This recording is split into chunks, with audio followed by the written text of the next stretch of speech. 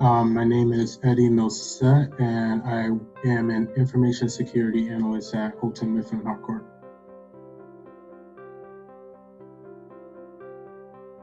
We participated in CTS, which were pretty fun, where we, competed against each other for highest score. I think that CyberWarrior's Academy provided a foundation to build on with the certification training and also bringing in all the SMEs to provide their experience and their tips and advice on how to perform in security.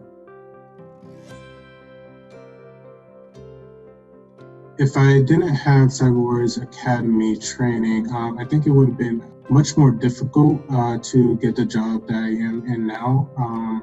I do think that the training and advocacy was pivotal. In my career, I do see growth for sure, because I was provided with a foundation, but cybersecurity is pretty deep, and with all the different categories that you can specialize in. So advice that I give to someone trying to get into cyber security would be two things. The first would be to constantly gain more information.